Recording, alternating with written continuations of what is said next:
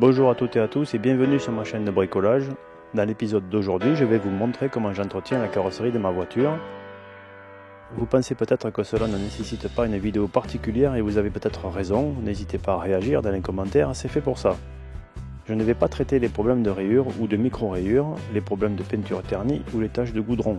Et je ne vais pas non plus nettoyer en profondeur les jantes ou les chromes. Tous ces points feront l'objet d'autres épisodes sur ma chaîne de bricolage, alors pensez à vous abonner pour ne pas les louper. Je vais commencer par laver la voiture avant de la protéger jusqu'au prochain lavage. Mais avant de commencer, je vais vous parler du matériel, des produits et de la méthode que j'emploie. J'utilise un produit dégraissant biodégradable type produit vaisselle, une brosse ainsi qu'une éponge spécialisée. Cette vidéo n'est pas réalisée en collaboration avec des marques, mais je mets dans la description de la vidéo des produits et des matériels similaires à ceux que j'utilise au cas où vous en auriez besoin. Le fait de protéger la carrosserie après le lavage permet d'éviter les lavages fréquents. En ce qui me concerne, je lave au maximum 3 fois par an la carrosserie en prenant quelques précautions. Je ne lave jamais une carrosserie par temps chaud et encore moins en plein soleil. J'attends qu'il fasse mauvais temps, d'abord ce jour-là on n'a pas grand chose à faire dehors et la carrosserie sèche lentement, vous verrez plus tard que ce point a son importance. J'utilise d'abord la brosse et pas l'éponge car lors du premier lavage, la poussière collée à la carrosserie ressemble à du papier vert et raye le vernis si l'on frotte. Si je peux, je laisse la pluie enlever un maximum de poussière et je lave après l'averse. Sinon, j'arrose la carrosserie et je laisse la poussière ou la terre s'imbiber d'eau pendant quelques minutes. Cela peut paraître bizarre, mais la saleté sur la voiture a 3 origines. La poussière et la terre, les hydrocarbures et les déchets organiques. C'est un vrai cimetière d'insectes. Pour le premier lavage qui enlèvera la poussière ou la terre, j'utilise une brosse un peu particulière. Ces fibres sont cassées en bout, elles sont donc très fines et très douces pour ne pas rayer. Ces bords sont protégés contre les chocs, évitant de faire des marques ou des rayures. Et enfin le manche est creux pour diffuser l'eau directement au cœur de la brosse pendant le rinçage ou la diffusion de produits nettoyants. Un lavage quel qu'il soit nécessite une action chimique et une action mécanique, donc pas de lavage sans y mettre un petit peu d'énergie. Normalement, l'eau qu'on a projetée au préalable ou l'averse ont déjà imbibé la terre et un simple balayage avec la brosse suffit à enlever les dépôts de terre. Toutefois, si la terre reste collée, je ne vais pas frotter avec une éponge ou un chiffon parce que sinon ça reviendra à passer du papier vert. J'insiste gentiment avec la brosse. Pour le lavage complet de la voiture, je vais moins consommer d'eau que pour une douche, donc pas d'inquiétude de ce côté-là. Avec cette brosse, quelques litres suffisent à enlever les derniers dépôts. À cette étape, je me dois de vous dire que les appareils à haute pression sont à proscrire absolument. Ils ont l'avantage de ne pas rayer le vernis en poussant la terre, mais ils ont un inconvénient fâcheux, de la pousser sous les joints ou dans les endroits inaccessibles normalement et de favoriser ainsi l'apparition de rouille, donc à éviter absolument. Ensuite, premier rinçage à l'eau claire pour enlever les restants de terre avant de passer l'éponge. Ensuite, pour traiter les hydrocarbures et les déchets organiques, il faut une action chimique et mécanique.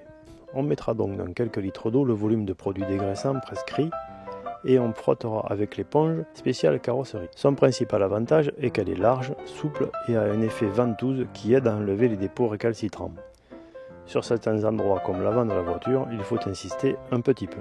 Mon produit ne mousse pas, mais la mousse ne garantit pas le lavage. Pensez au bain moussant, il mousse mais il ne lave pas. Alors j'ai mis des gants car les produits, même biodégradables, sont des produits actifs. Et voilà, une fois réalisé ces 2 étapes et un dernier rinçage rapide, je suis presque prêt à protéger la carrosserie jusqu'au prochain lavage. Pour éviter les traces après le dernier rinçage, j'utilise une peau de chamois. Cela fait plus de 20 ans que je l'ai, et maintenant il existe des chiffons microfibres qui font aussi bien l'affaire. Ce séchage est important, il permet d'éviter les traces de calcaire présentes dans l'eau et qui, après évaporation, viendraient ternir le rendu final. Pour la protection de la carrosserie, j'utilise une cire qui réduit les effets des ultraviolets, réduit les salissures liées à la pluie et réduit l'adhérence des dépôts en général grâce à un film protecteur. Attention à ne pas utiliser de produits à base de silicone, c'est une vraie horreur. Je vous montrerai peut-être un jour le résultat de l'utilisation de tels produits dans l'habitacle. Je ne sais plus comment faire pour l'enlever, c'est affreux. La cire que j'utilise est une cire spécialisée marine, elle est donc conçue pour les environnements très difficiles. Un pot comme celui-ci dure plusieurs années, car un passage annuel suffit. Pour cette vidéo, j'ai repassé de la cire sur la voiture, mais elle a été faite depuis moins d'1 an et clairement, après le lavage, on voit que le brillant est toujours là. Normalement, il n'aurait pas eu besoin de cire. Cette cire se passe à la main, donc normalement il ne faut pas de machine. Sauf si comme moi vous avez une polisseuse dont on peut réduire fortement la vitesse. Cirer toute la voiture prend une demi-heure à la main, c'est-à-dire étaler la cire et la faire briller. Cette cire ne marque pas les plastiques, elle devient blanche en séchant. Cela permet, si l'on a laissé un peu de cire non lustrée, de la voir et de le rattraper le lendemain.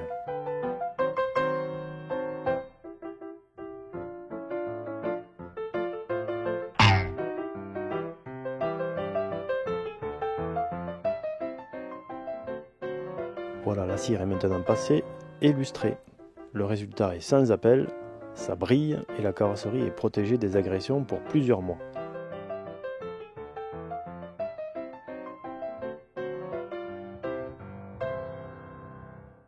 Dans cet épisode, je n'ai traité que le lavage et la protection dans le temps de la carrosserie. Je n'ai pas traité les micro-rayures, je n'ai pas traité les autres défauts de carrosserie et je n'ai pas traité les jantes. Je le ferai dans d'autres épisodes. Si vous avez apprécié cette vidéo, pensez à me mettre un pouce levé, pensez à la partager autour de vous. Si vous êtes nouveau sur la chaîne, pensez à vous abonner et à cliquer sur la notification pour ne pas louper le prochain épisode. Je vous remercie d'avoir regardé cette vidéo et en attendant le prochain épisode, soyez curieux, soyez prudents et bricolez bien.